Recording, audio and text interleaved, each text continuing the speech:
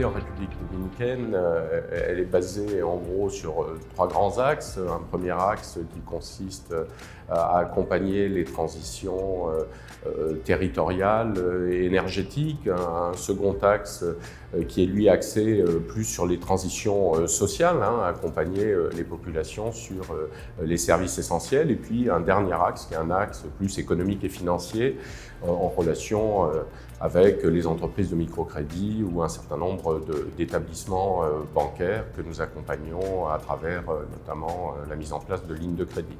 Et ce qui est intéressant, c'est que la République dominicaine, c'est le grand pays émergent de cette zone Caraïbe qui connaît une croissance extrêmement rapide avec toutes les contraintes que cela suppose en matière à la fois de mobilité, de transport, d'éducation, de protection sociale, de santé, mais également d'attention aux plus pauvres, microcrédit. Ce pays, il est au cœur de la Caraïbe, à côté des îles françaises, de la Martinique et de la Guadeloupe, qui sont des zones de prospérité au milieu d'un océan Atlantique où beaucoup de voisins sont des petits pays, des petites îles qui ne bénéficient pas des mêmes services de proximité, qui ne bénéficient pas du même niveau de vie.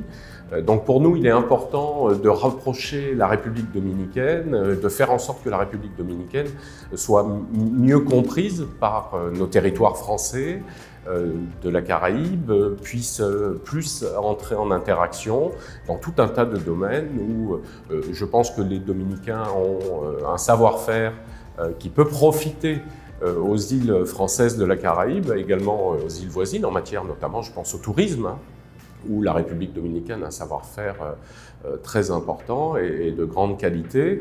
Et dans l'autre sens, nous avons dans nos îles françaises de la Caraïbe des talents, un certain nombre d'expertises en matière d'eau, d'énergie. Les grands acteurs français sont présents tout près et peuvent aussi accompagner la République dominicaine dans ces grandes transitions.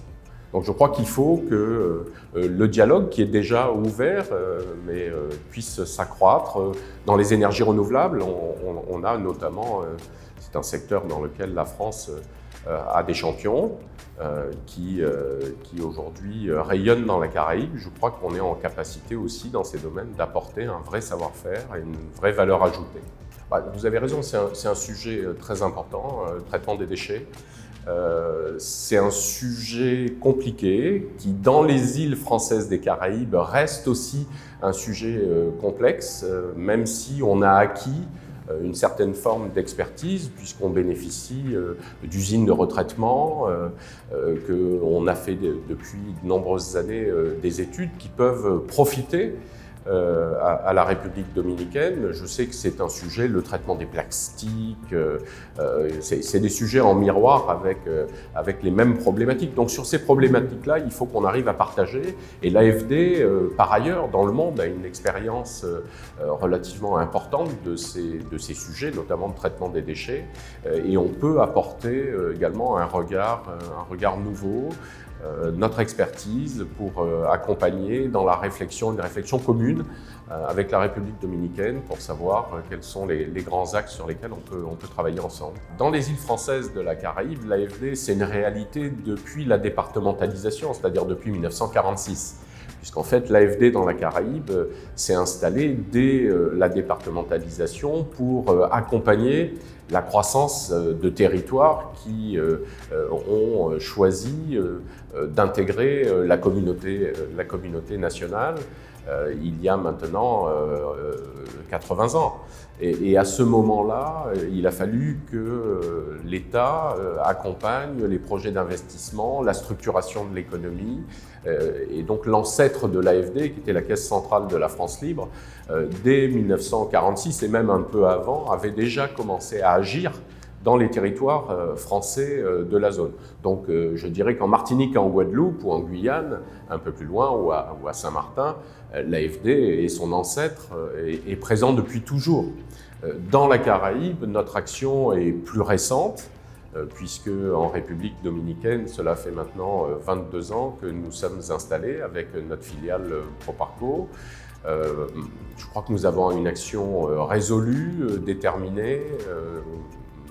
Nous représentons aujourd'hui un peu plus d'1 milliard d'engagements sur la République dominicaine, ce qui fait de l'AFD le premier bailleur de fonds bilatéral. Et c'est pas rien, et on en est fiers. Et on est fiers également de la confiance qui nous est accordée par les autorités dominicaines. Donc je crois que ces 80 ans, c'est le moment de rappeler que notre institution est ancienne, solide, qu'elle a des fondations bien ancrées dans le sol, mais qu'en même temps, elle se projette sur les 80 nouvelles années qui s'ouvrent. Et je crois que ça sera un moment intéressant à la fois de rappeler l'histoire et de se projeter dans l'avenir.